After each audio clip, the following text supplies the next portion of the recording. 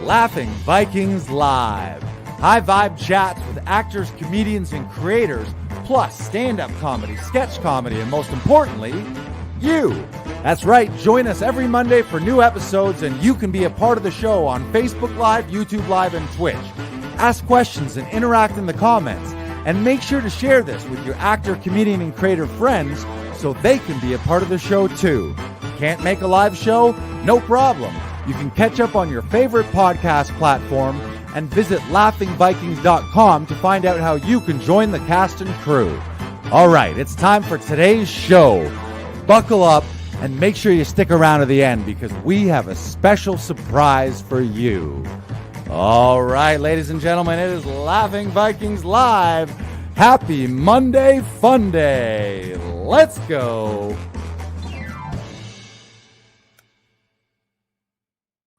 Welcome back to today's episode. We're here live from Laughing Vikings. I'm here in Comedy Alley. Brandon, the BK Broiler himself, is in the back stewed. How you doing, Brandon? I'm doing fantastic, Lars. It was a good weekend. How was yours? It was amazing. Fantastic for many, many reasons, one of which is the focus of today's episode. But first, for those who've been paying attention, we had the actually, it wasn't the grand opening. We had an opening of Comedy Alley here last, when did we do it? Friday. It was Friday night.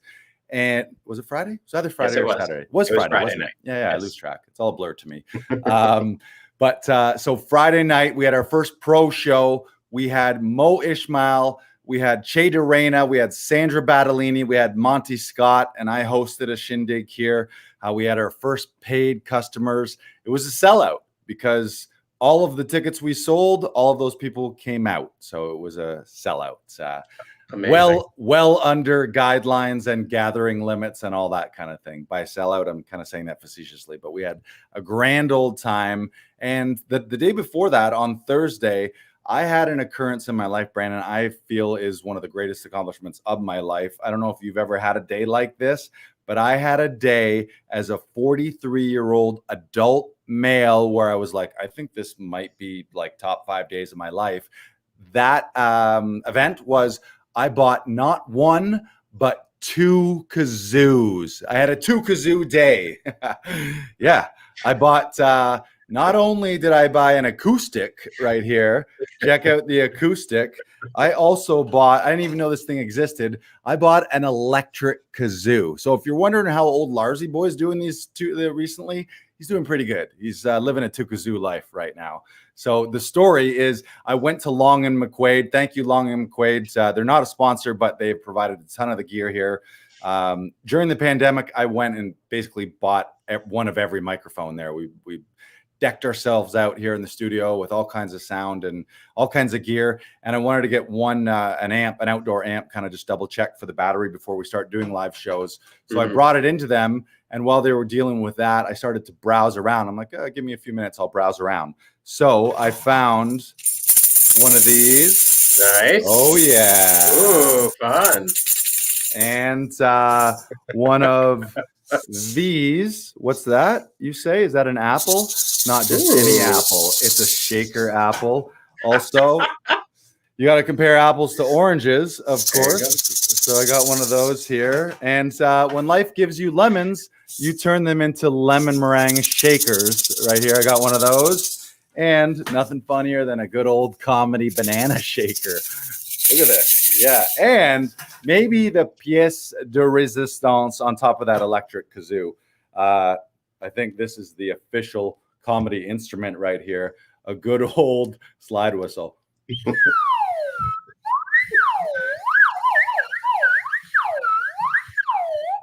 But seriously, 2 kazoos. So living the life right now. James Tooby's surprised and also ecstatic, I assume. That is crazy. Hashtag living my best life, Jim. Sometimes you wake up in the morning and be like, I don't think I have enough kazoos in my life. I need to rectify that. This is the classic here.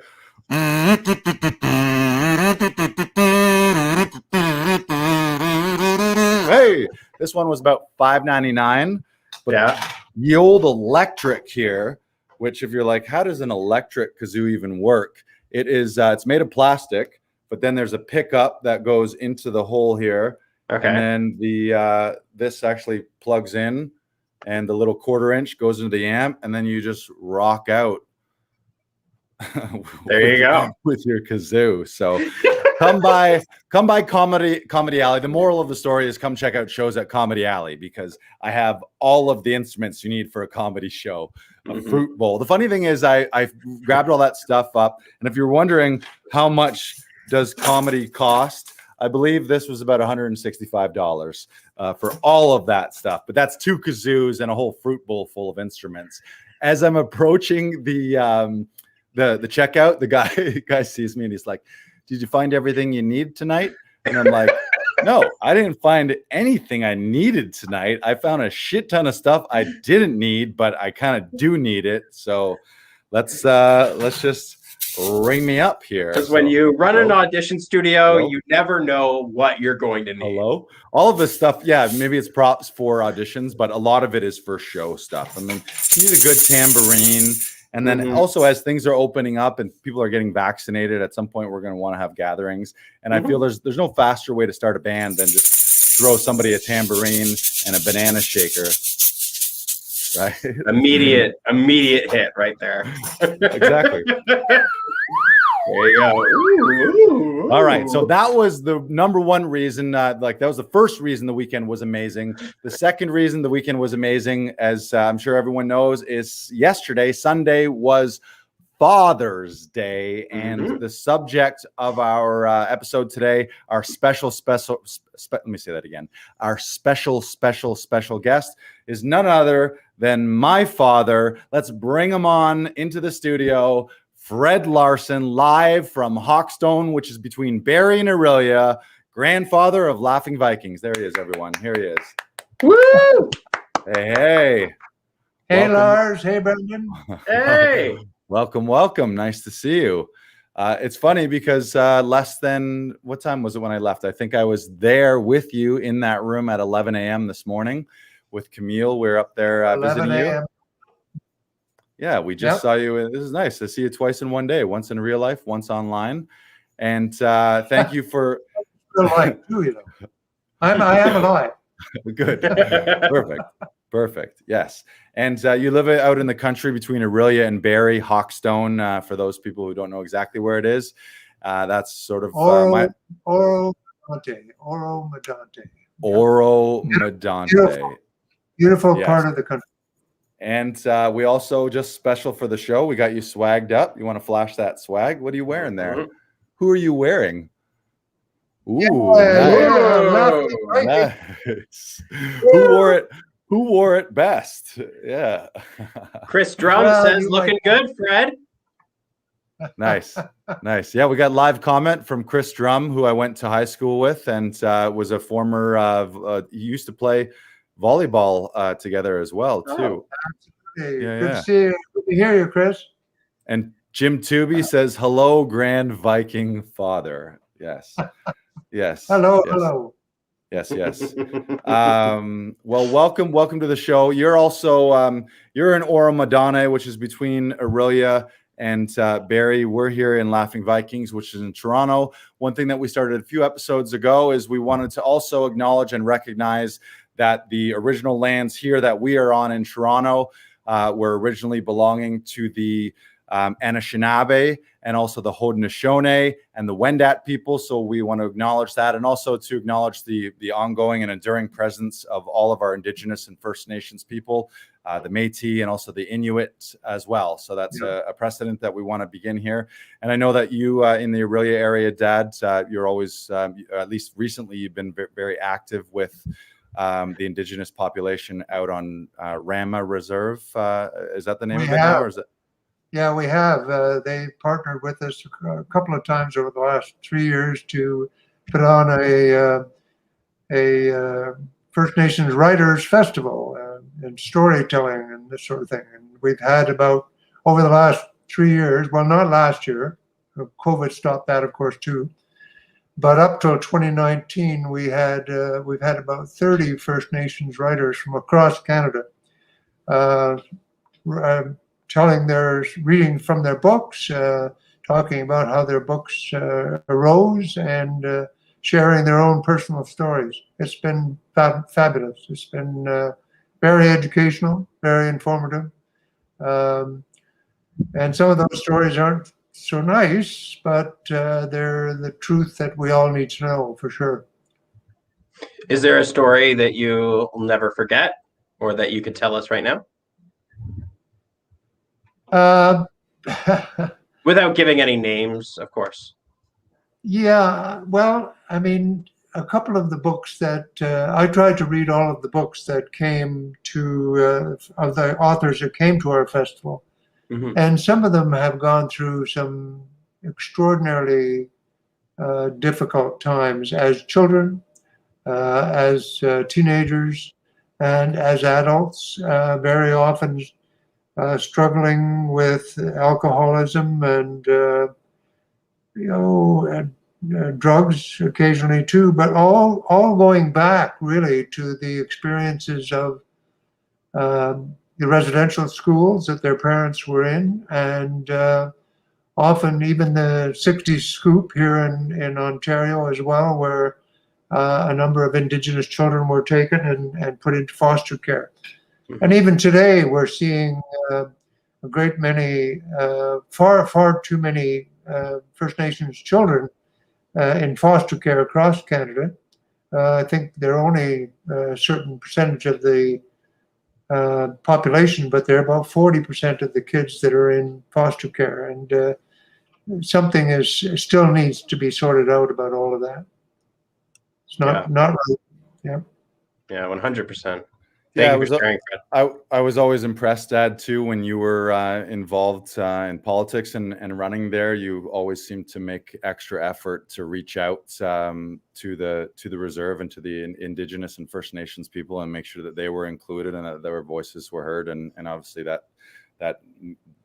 people need to lead the way to do that. So thank you for doing that. Well, absolutely, it's absolutely necessary to do that. And I was very fortunate because among my other careers, I was a teacher here in Aurelia for 30 years, and many of my students over that time were from the local reserve, Rama First Nation. And so I have good friends in Rama that it's always a pleasure to connect with again. Mm-hmm. Right. Yeah. Shout out to the Snake brothers. Or I guess they're cousins, Darren Snake and Jamie Snake, but they basically acted like they were brothers. And we have another former student right here. Look who's popped by, Matthew Birch. Good to see your dad doing great. You remember Matthew Birch? I played baseball with Jamie Snake and Darren Snake, and Matthew was on that team. Crazy story about Matthew Birch. One time we were playing Markham. I don't know if you were there for this, Dad, but we were playing Markham, and Matthew's on third, or he rounds third. He's coming home. The other team's catcher gets the ball way in advance. He's a dead duck at home. Matthew, being the athlete and a little bit bold in the head at that point, does a flying drop kick into the catcher. Flying drop kick, chest him with cleats into his chest, lays out the catcher. Safe. I think he was safe too. It was amazing. We had never seen anything like it before. I was like, oh my God.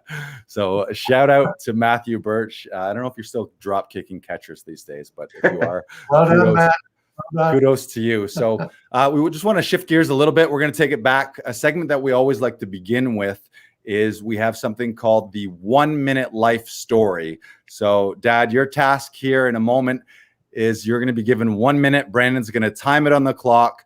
Take us back from birth all the way to present. That's a lot of years. I did the math. You've got about 7 seconds per decade. So you got to really only find the highlights. But here we go. You all ready? You ready? I'm Fred? ready. You ready, Fred? Okay. This is Fred Larsen's 1 minute life story starting now. Born in BC, raised in the Okanagan, went to university at UBC in Vancouver. Following UBC, drove with a friend of mine to Toronto, ended up joining a singing group out of Toronto. And for the next 4 or 5 years, we were in New York and various places on the East Coast, including the Caribbean. Met my first wife there in New York City, married her.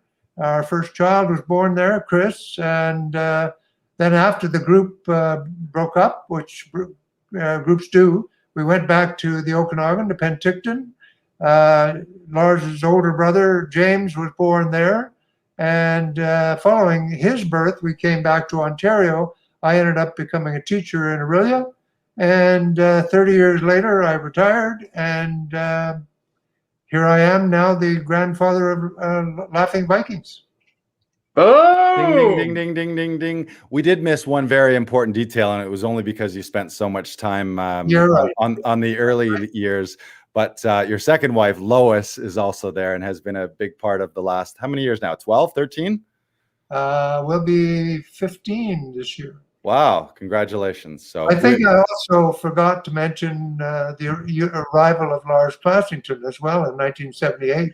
Here I am. Sorry about that, Lars. Couldn't miss me. Oh, they figured. It was a wonderful occasion. They knew I was in there somewhere. Yes. Exactly. Well, good to have you. We want to. I want to flash forwards. We got a lot to cover from the Okanagan days. We want to talk about your singing days and how you met Mom in New York and all that stuff, and maybe some of your teaching years. But recently, for those people who've been paying attention to my social media, they would have known that in November and December, you had an incredibly scary medical situation that put you into the hospital, ended up being in intensive care. You ended up being on a ventilator and in an induced coma for 12 days. And in total, I think you were there about 60 days, and you're at home recovering now. So first of all, welcome and thank you for fighting through that so that you can even be here for that. And to all the listeners and viewers, we got a ton of love from family and friends and from Laughing Vikings clients and supporters throughout that. Absolutely. So I think you're a bit of a local legend and hero here around Laughing Vikings. And I almost get asked on a daily basis, people following up on you. So thank you for all that. Well, I owe a great thanks to our medical community here in Orillia. I got fabulous care, and I think I'm very lucky to still be here, given what I went through. And but I'm very glad to be here. Right. So yeah, I mean, there's no doubt without the medicine, like to paint the picture, not to get into it too much, but you had a fairly serious surgery that was supposed to be smoother, like fairly serious, but kind of routine these days. You were supposed to be in and out in a week, and then you had some infections take place and sort of some sepsis, and then sort of organ by organ things started to shut down, and so they had to go into intensive care mode. When I arrived in intensive care, it was kind of interesting because all of this, of course, is happening under the backdrop of a global pandemic with COVID. So the hospitals are already running under weird protocol. We weren't allowed to see you when you were in the regular ward, but then as soon as you were in intensive care, they did allow very, very limited visitors. So the first day I got up there, and I had never seen you like this. Most of your life, you've been very active and very healthy and fit and robust. But when I walked in, you were in intensive care, unconscious in an induced coma, on a ventilator. You were on a dialysis machine, which is all your blood running because your kidneys had shut down. So they're taking all your blood out of your body, running it through a machine to filter it. And then you were also on a 9-bag or a 9-bag IV tree with like every concoction of painkillers and antibiotics and all kinds of things. So like when I walked in, you were literally like, this is a hospital and a team of experts keeping you alive with machines and by tweaking all your levels and stuff. It was mind blowing to see that. But yeah. I'm so kind of glad I don't have any memories of that whole month of November. Right. That's the time we're talking about. And right. By the time I started to recognize the world around me, it was December, and most of that was behind me. Yeah. It was tough seeing you come out of that too, because obviously that after that long with so many tubes and hooked up, like must have just been the most uncomfortable thing, but you can't quite speak yet. So you can't really like express the things that you need help with either. So it was very frustrating for a little while, but the nurses in the hospital, like seeing them react every time something would change, like if you would take a turn for the worse, they would immediately identify what it was, immediately enact some kind of solution, and then you'd be back to where you needed to be. So it was pretty fascinating to see them work how they did. It was mind blowing. But you did, and I don't know how much you remember this, but towards the end, something that's very common, and I didn't know this before, but when people go into heavy sedation or coma-like, or to be intubated with ventilators, coming out of that, you're in such a foggy, sort of delusional, weird state. Also, it's the painkillers.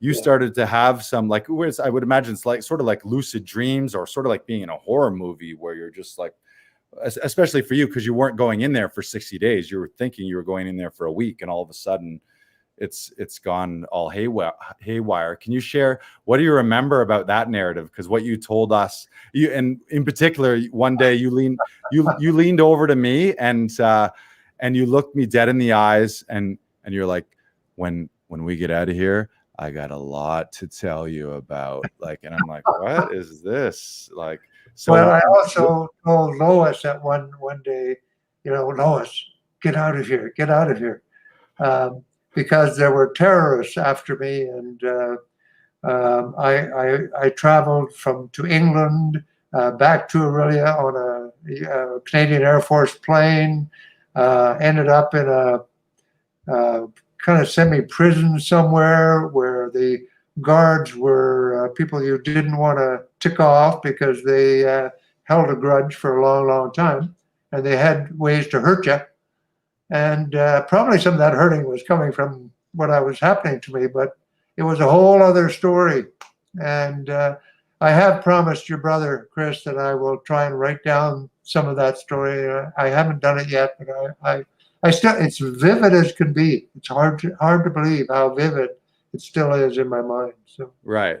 Yeah. I mean, it makes perfect sense too, when you think about what you're going through, like these terrorists, and you're captured. There were some times where, when you were on the ventilator, you were actually, your arms were restrained, because the tendency is to grab tubes out of you and to want to get that discomfort away from you.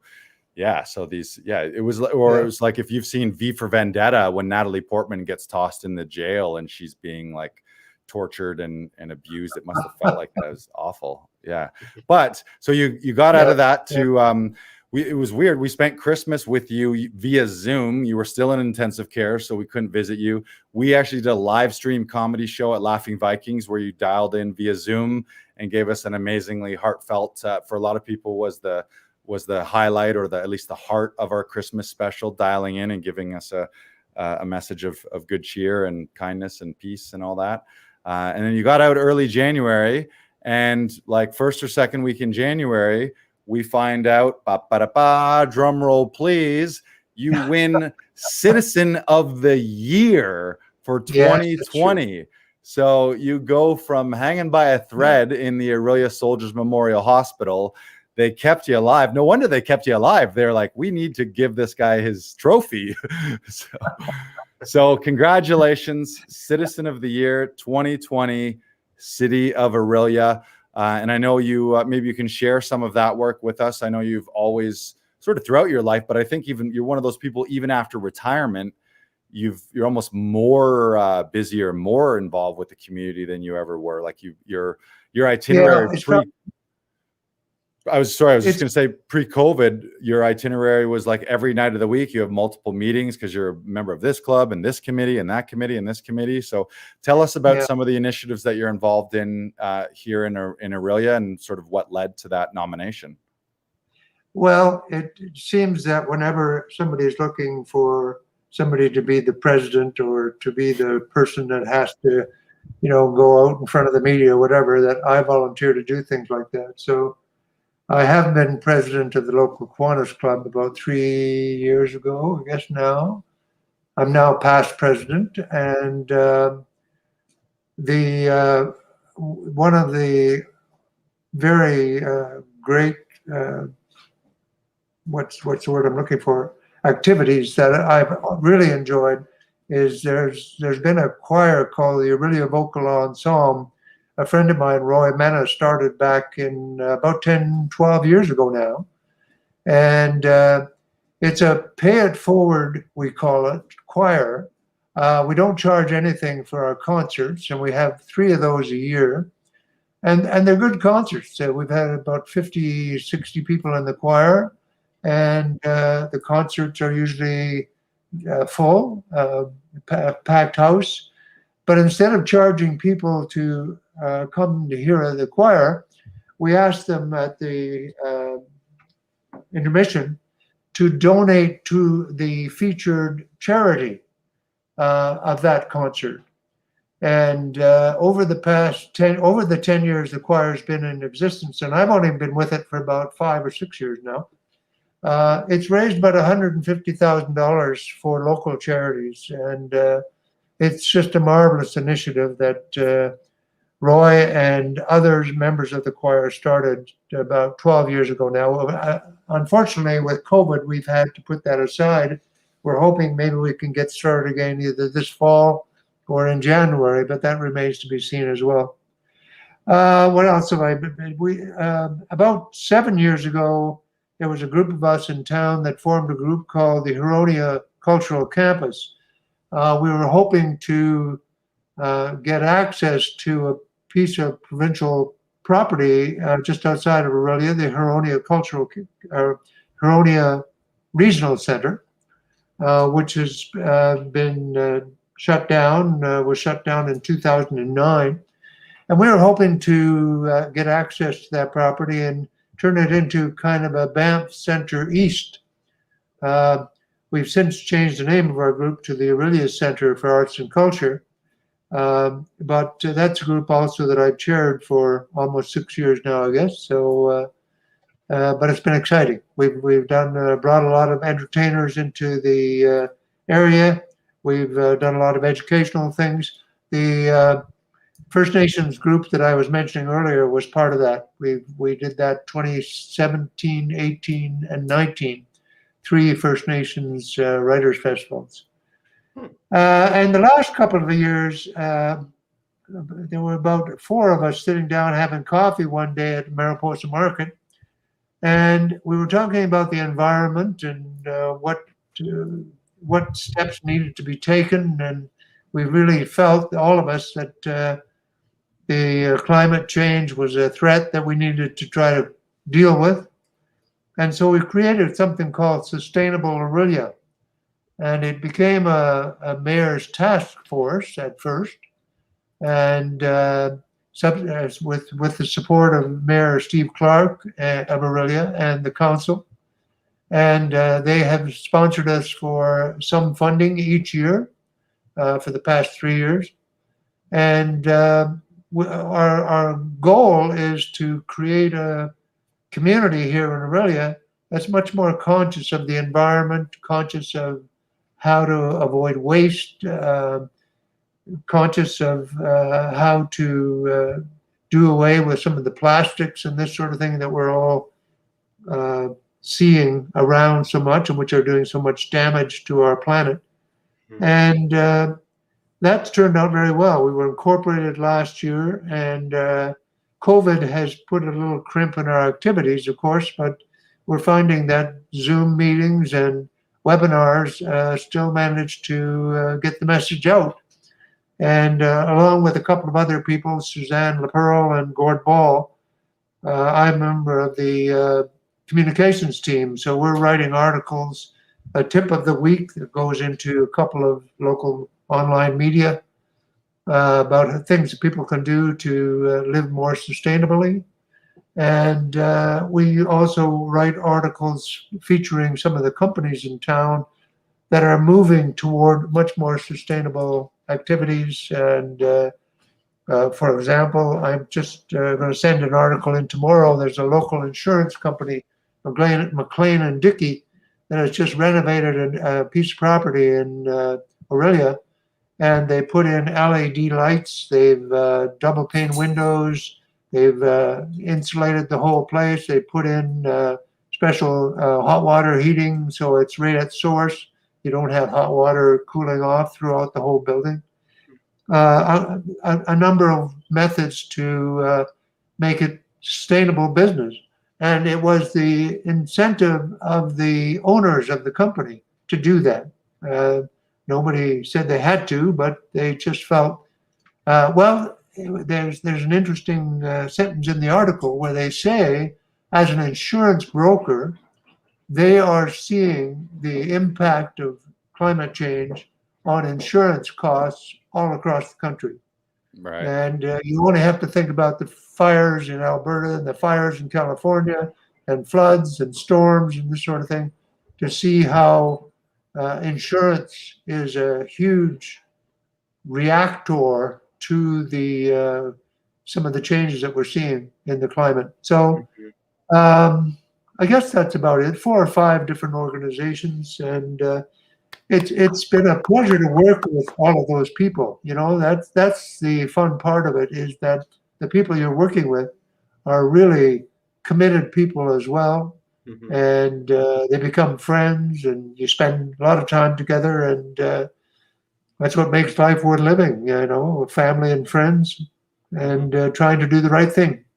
Yeah, and creating that team atmosphere, right? Yeah, that's what I always love. Absolutely. Well, no Yeah, you're wonder. No wonder you won Citizen of the Year. That's and I've always been witness to that behind the scenes too. There's a couple other clubs you didn't mention. I think weren't you and Lois a member of a Scotch tasting club? Was that part of the reason?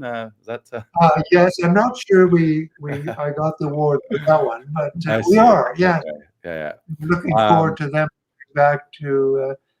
I don't know whether Robbie Byrne's birthday in January will be celebrated by the Scotch Drinking Club. Could be. Right. And then the Robbie Byrne's choir usually steps up and sings a few tunes, and I'm a member of that choir too. So nice. And yeah.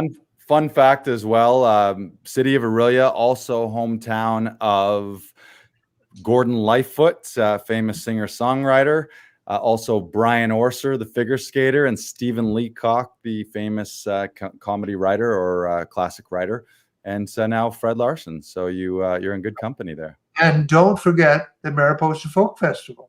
All right, which has been in Orillia since 2000, and last year had 20,000 people. Not last year, 2019, the last year. The 60th anniversary of the Mariposa Folk Festival is coming up, we hope, in 2022.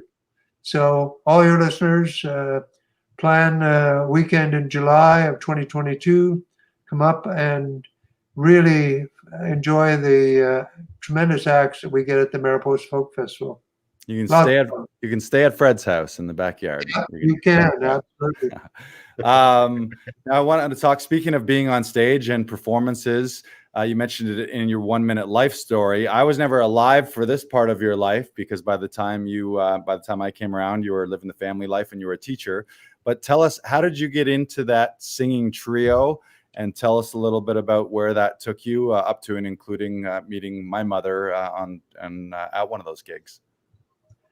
Well, it was quite bizarre. I was just talking to one of the fellows that was in the group about 3 days ago, and I asked him, he was also from BC, and I asked him, how did we ever decide to travel from Winfield in little old Okanagan to Toronto? And he couldn't quite remember the details either, but it happened. I just finished university. He happened to mention he was driving across the country in his blue Volkswagen. I said, "I'll come along and share the costs." And I got to Toronto. He had an uncle here that he went and stayed with. I had a couple of friends that I'd met in UBC that were down at McMaster. So I went down to McMaster, and for the next month or two, maybe 3, drank a lot of beer probably. And then in November, I got a call from Steve, Rhett. He had to change his name when he went to Nashville. Rhett Davis is his name now. And he said he just met somebody in Toronto who was looking for a couple of singers. And the fellow's name was Harry Harding. And Harry had been with a group called the Highlights for 6 years. And they'd been fairly successful. They'd been in Las Vegas on stage with Donald O'Connor, whom nobody would remember now probably, but a very good entertainer. And they had been traveling for 6 years. So 2 of the guys had enough of the travel, and they were planning to leave the group after a New Year's Eve show that year. And so Harry hadn't heard Rhett sing. He didn't ask to hear me sing. Rhett vouched for me, and I think Harry's uncle sort of vouched for Steve's or Rhett's uncle. And so I ended up driving up one Friday in November, and again, we consumed a fair bit of beer and listened to the album that they had cut. And the next morning I said, yeah, I think I'll join the group. And so we worked for 6 weeks to try and put together some of the charts they had. They had an arranger in Toronto, guy who did some fabulous arrangements. And the arrangements were done from anywhere from trio, instrumental trio, up to about 15, 16-piece orchestra. So we had to learn some of that. And I could read music a little bit. I wasn't great by any means, but I'd taken some piano lessons. So I could read some of these charts, and I could often, once we got going, I would often help rehearse the band before our show. And anyway, to go back to that November, we worked for 6 weeks or so. And early in January, probably around the end of the first week in January, we opened in Tel Aviv at the Sheraton Hotel in Tel Aviv. And Harry was kind of pretty worried on the flight over there because we really only had about a half-hour show put together. Mm-hmm. But we could maybe add another 5 or 10 minutes. But he stopped at the manager's office in the hotel while Rhett and I went up to our rooms. And when he came up, he was smiling like a Cheshire cat. The manager said, no more than 30 minutes a night, because an Italian band playing in the lounge as well. And they wanted that band to, have lots of activity. And it was a very popular spot, the Sheraton Lounge in Tel Aviv. We were there for a month.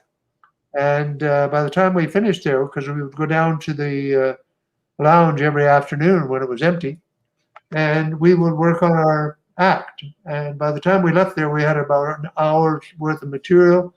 We subsequently went up to a hotel on Tiberias on the Sea of Galilee. And then we did a big show in Jerusalem. And when we left there, it was about 2 months we'd been there, we went to New York. And we did an audition for an agent in New York that our manager in Toronto had set up. And sure enough, we had a whole bunch of jobs from that point on in New York and area, Philadelphia, Boston, lots of Long Island clubs in Long Island and so on. And over the next 5 years, we ended up, and I'm not sure any of your viewers would remember this, but there was an area called the Borscht Belt. It was the Jewish Catskill Mountains. There were about 20 to 25 large clubs, two biggest being the Concord, which had a nightclub that seated about 3,000 people, and Grossinger's, which had a little smaller club. But all of these clubs had professional musicians playing the band, and they had comics, they had singers, people coming in that you would have seen on television in the 60s and 70s as well. And we opened for some, we closed for others, and Chris was born, of course, and spent several summers in the Catskills, because I met Pat, my first wife, in New York City very early on after we got there. She was in the audience at a bar show, wasn't she? Is that the story? No, she wasn't really.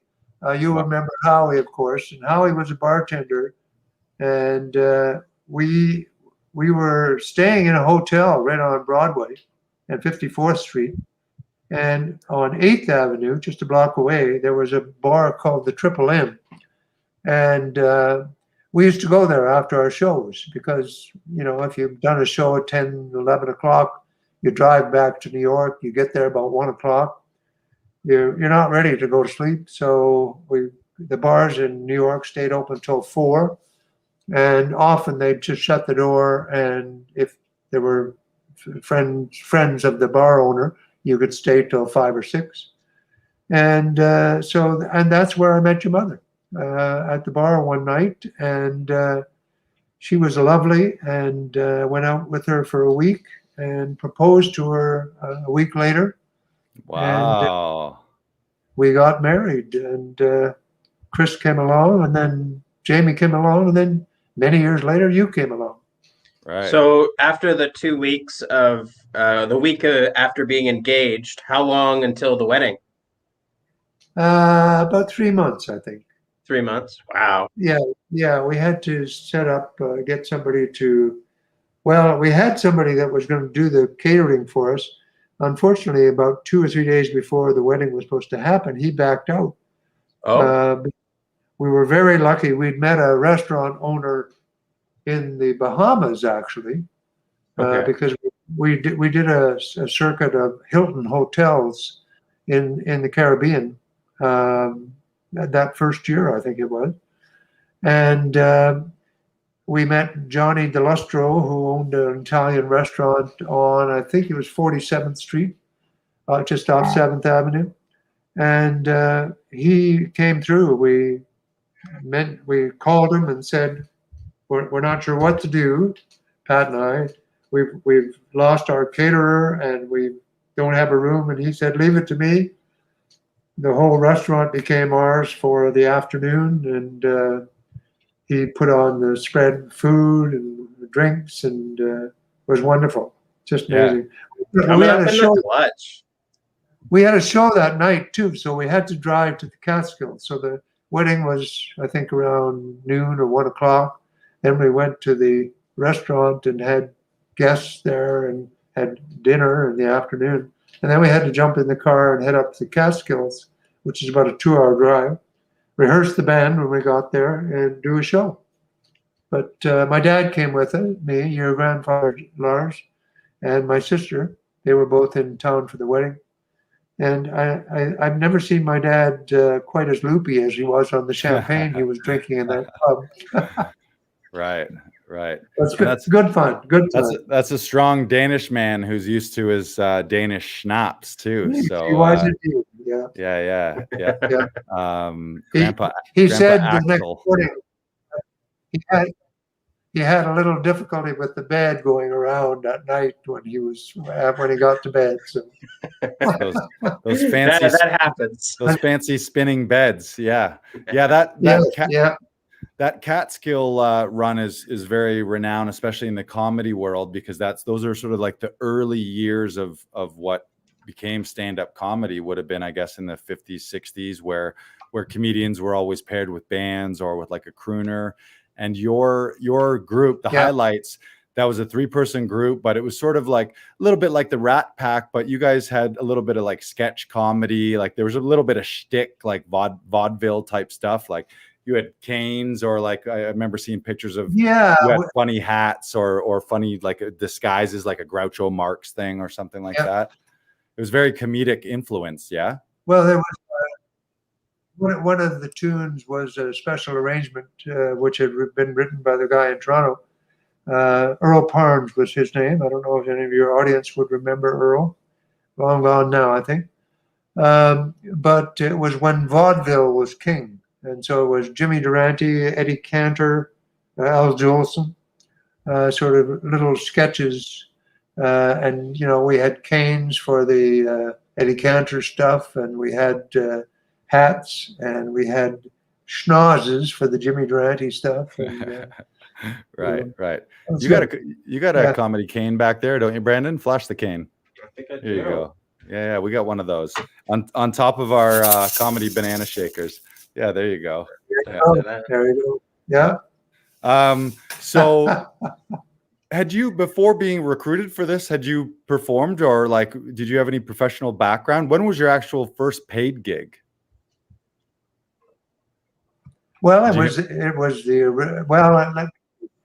really was the job in Israel was the first paid. Although Rhett and as we had gone to university. I was a year ahead of him. I was a year older. So I had gone down to UBC my first year, and then he came down in my second year. And one of the things we had done, we had a rock and roll group in high school called the Emeralds. It was the time of the Diamonds and all things. So we were the Emeralds, and we did cover tunes mostly. But we did a few dances and that sort of thing when I was maybe 16, 17. And when we were at university, the student union often put on things for the students. And a couple of those, we signed up, we were hired, I guess. They paid us something, I think. Not much, but something. To do some Everly Brothers stuff. The two of us harmonized well. And we knew all those songs. We'd done them through all the beach parties and everything in the Okanagan. So that was where it sort of started in a way. But there was nothing professional about that. It really wasn't until we ended up being on stage in Israel, in Tel Aviv, Israel, in front of a paying audience. And we're getting paid by the club there, you know. So wow. And were you mostly doing trio singing, or like stuff. Was it mostly doing trio singing? So like, yeah. And what what vocal range were you? Were you the baritone? Were you the tenor? Were you the bass? Well, essentially, I probably should have been the bass, but I'm really only a baritone. So Rhett was the lead singer, and Harry Harding. I have to say, for anybody in Toronto that might remember Harry had a magnificent tenor voice. Some of the songs that we did, Till the End of Time, or Exodus, for example, or Hava Nagila, at the end of the song, I would be close to the mic because I'm singing the low part. Rhett would be about this far back from the mic, where how do I do this? I'm going the wrong way. I would be here. Rhett would be here. Harry would be 6 feet away. His voice just filled the room. He could just fill the room. Powerful, powerful tenor voice. And he'd been in a number of doo-wop groups before the Highlights, or the group that he had been with for 6 years. And then we became the Highlights following those other two fellows stepping off. And it was a really, really good act. We had lots of standing ovations, and people really enjoyed the music we created. And it was kind of sad to see it come to an end, but all things do come to an end, especially singing groups. And we all went our ways. Harry came back to Toronto. I headed for the Okanagan, BC, and Rhett headed for Nashville. And he stayed there for about 15, 16 years and is now down in Orlando. Still singing, still doing gigs on weekends and writing songs, which he's been doing ever since he was like 15, 16 years old. Nice. Was it all original songs as well? No, most of the stuff in the act were popular songs, but special arrangement. Okay. You know, so we did a song called Hava Nagila, which Hava Nagila, Hava Nagila. You can imagine how that went. Yeah, you can imagine how well that went over in Israel. And then in the Jewish Alps, which is the Catskills. And, you know, the first time we did the show in Tel Aviv, in that arrangement, there was a little part where the orchestra would just play and three of us would link arms and we'd do a bit of a hora just around the stage. And, well, that was interesting because as soon as we started to do that, everybody in the audience jumped up and joined us on the dance floor, and we're doing this horror. Nice. We had to eventually step back onto the stage and finish the song because there was no room left to do any of that stuff. but that was a really good example of how good the arrangements were that we had, and how they really caught people. You know, we did things like 76 trombones, which is a big show tune at that point. Oh yeah, Uh, huge song. so the End of Time was actually a hit that Perry Como had, I think, but the Highlights had also recorded a version of it, and we sang that as a big ballad. Canadian Sunset was our opener, since we were all of us were about 6'1" or 2, and we dressed in a red brocade jacket with a black tux pants, black shiny shoes, and you know, when we came on stage, I mean, the three of us, two of us were blondes, and Harry was dark hair, but we were three young, good-looking guys, kind of thing, and there were a couple of places where we ended up having some panties thrown on the stage. Yeah, Tom Jones. But they usually came from the 40 or 50-year-olds. So, but it was great fun. It was great fun. I'll always be grateful to Rhett for taking me across Canada, and to Harry Harding for owning the group and letting us join him. And we had a fabulous time together. That's amazing.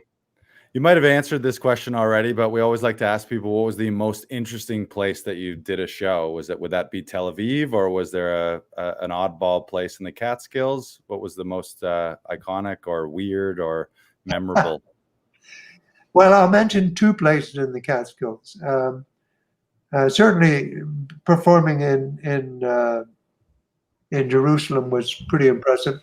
We were the only English group there. The rest of them were all Jewish groups. Mm-hmm.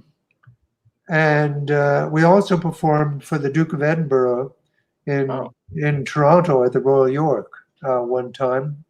We were back up there, and it was a special show, Canadian talent, and we got hired to do the show as well. But I think the most memorable show, one was at the Concord, which, as I mentioned, was a huge nightclub. They had a 15-piece orchestra, and all the guys could sight read. They were all Broadway musicians, you know, and they hardly had to rehearse at all. They just hand them the sheets and give them an idea of what the tempos were, and they had a conductor. And so we performed there several times, and I have to say we did get a few standing ovations in that club. But probably the other end of the scale was frequently on a Saturday night, we would do 3 shows. We would open the show at one hotel, maybe around 10:15, and we'd do half an hour. And then we'd jump in the car and we'd drive to another hotel 15, 20 minutes away, and we'd close that show. We'd get there by, say, 11:05, something like that. There might be a dance team first and then a comic, and then we'd be closing the show. So we'd go on and do about 45 minutes to an hour. We'd finish around midnight, and then the agent that was in New York City also booked us in what they called bungalow colonies, which were places for Jewish people who had much less money, but they would rent a bungalow, and the bungalow colony would have a pool, outdoor pool, and ping pong tables, but it was nothing like these big hotels. So one of these shows, I'm not sure what hotel we had finished in around midnight. So we drive to the bungalow colony. We get there about 20 after 12. The whole bungalow colony people are waiting for us in the show. And so we need a few minutes with the three-piece orchestra. There's a sax player and a piano player, I think, and a drummer. Mm-hmm. And so we have to take a few minutes with them. And so backstage, we sort of go through and say, okay, here's the opening thing. It's Canadian Sunset. It starts like da da da da da da da da da da, and then we come in, okay, and then we thought we would. Well, we started. They started with the playing. We went out on stage and realized within 30 seconds that these guys didn't read music at all. Oh God. So I think I was the one that just turned around and said, "Stop," and we did the rest of the show sort of a cappella, The drummer would pick up a bit, and if they knew the tunes, and a couple of the guys could maybe help out a little bit, but they weren't playing our charts at all. It was quite an interesting time. That's where you have to improvise. So, yeah. Yeah. From the Concord, which was all professional, wonderful club and audience, to the little bungalow colony where the band couldn't read music, and you really, prayed a little bit to make sure that you got through the act. But people loved it. The audience that was there, they loved what we were doing, and they didn't care. They were getting entertainment on a Saturday night, So. And I'm sure, like, after you stop the show and are like, okay, no, you're not doing that, and you continue singing a cappella. I mean, I'm sure people thought that was part of the show. I'm sure you got a couple laughs out of that as well. Yes, I'm not sure that we were laughing, but the audience. Oh, no. Yeah. Oh, no. Like, the artist inside you is dying inside because you're like, oh, God, please just get this right. That's funny. But you had to just go with the flow, I mean, people were there to see a show, and you had to do the show, sort of thing, So right. And like that's the beauty of live performance, right? Is like you don't get a second take of it. You just get the one run of it. And like if something screws up, you have to roll with it. And you guys rolled with it. That's amazing. Yeah, absolutely. You didn't have any choice, really. Yeah. Right. And by that time, we had a lot of performances under our belts, and we were pretty confident that the act itself would capture most audiences, and people would go away happy. So, and especially when you're singing trio songs, like you have the different levels that can substitute without a band anyway. So like that's always a bonus. Much of the every song we sang was in harmony, three-part harmony, and with the odd solo here and there. But What was your solo? I had a little solo in 76 trombones where I was supposed to go oom pa. And I never could. Oom pa. Nice. Yeah, I could never hit the bottom note. So in most shows, I jumped up an octave so I could at least sing the notes. It was supposed to be down an octave. So. Nice. We want to start bringing this episode to a bit of a close. I have a question for you here. Now that you have, after your medical situation earlier, you have sort of an extra lease on life, or what I like to call bonus time. Is there a project or, I guess the word is project that you aspire to be involved with or create? This could be creatively, or it could be more one of the community initiatives that you're involved in. But what do you got on the docket for the next 10, 20, 30, however many years you got planned? Well, I'm already back doing some writing for Sustainable Aurelia, and I'm also the treasurer for the group, which I just recently took back from the guy who had taken on the acting treasurer's job. That's pretty exciting because in September we'll have a Sustainable Aurelia month. We'll have an electric car show probably in September as well. Last year we had 2019, sorry, at the local mall, and we had about 23 different electric vehicles, several Teslas, and a whole range of others. We expect more this time because there's more models out. So that'll be fun. And I'm also really enjoying the work with the Aurelia Center for Arts and Culture because we have a young woman who's our creative director, Kate Hilliard. And Kate is remarkable. Her background is dance, She's been a instructor at Larsen as well in terms of dance and other aspects of stage work. Mm-hmm. But we're setting up in Aurelia. What we were trying to do is create residencies for artists who are looking to create new pieces. Whether they're the first ones in September will be dance people. There's a group coming in. After that, we're looking at a musician, a composer. We're looking for a theater person residency as well. And combining those residencies with workshops for local school children. Workshops through Zoom at first, but we've already had some workshops that are bands that we brought in over the last 5 years have gone into the music classes in the local high school and worked with the musicians there and so on. So we'll do more of that as we get out of COVID, out of the pandemic. And I'm really looking forward to how that comes together. We are looking to create a center for artistic creation here in Aurelia. It's already a very creative community, as you would know, Joe. Yeah, maybe Laughing Vikings can get involved and be a sponsor. Yes, you certainly, that's a possibility. Yeah. Nice. So those two organizations and the choir, we're hoping to get the choir together, if not in the fall, at least by January of 2022, and resume raising money for local organizations that help people. Awesome. That's always great fun as well. So I guess those three things, and I'll be participating in the Kiwanis auction in the fall as well. Right. So amazing. Gradually getting back into a pretty busy lifestyle again.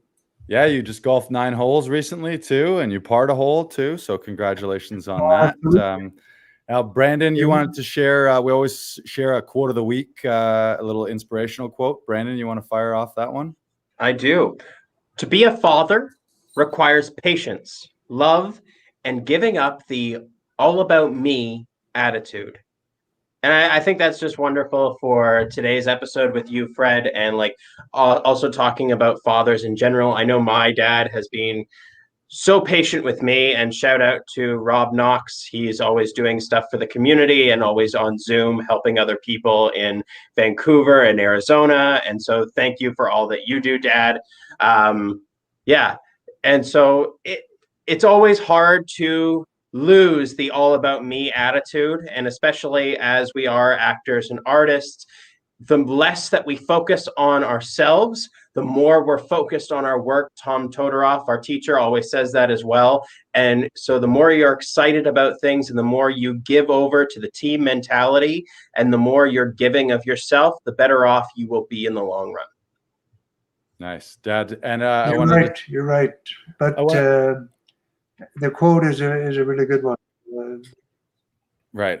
Yeah, and as everyone sort of heard from hearing my dad speak about the Citizen of the Year and all his involvement, I've definitely had a dad who's been an amazing role model, and a lot of times people are growing up and they don't have a safe and supportive family environment. But I would say I definitely had the opposite. If there's any ongoing issues from my dad, it's just having to live up to the bar that he has set and that you've set, Dad. So.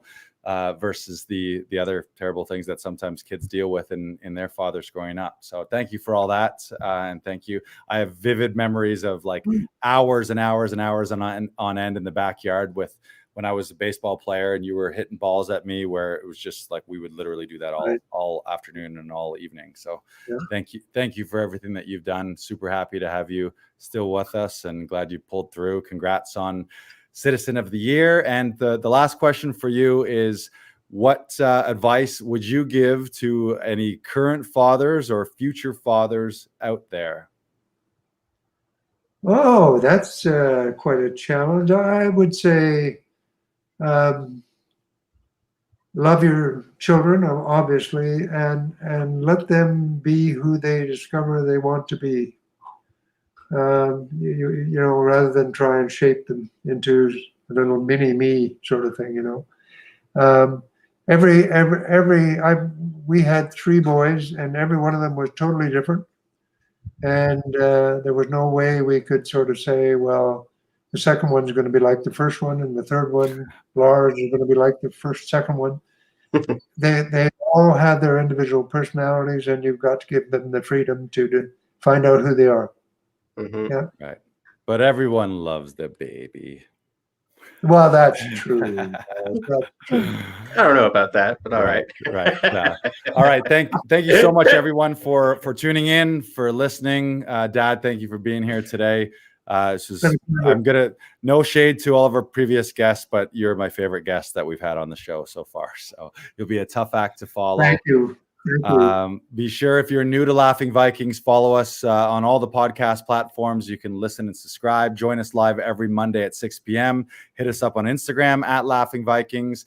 And if you want to grab tickets to Comedy Alley, go to laughingvikings.com and you'll find Comedy Alley info there. All right. Good night. Good night. Good night. Thank you, everyone. Have a fantastic night. See you soon. Love you, Dad. Thank you.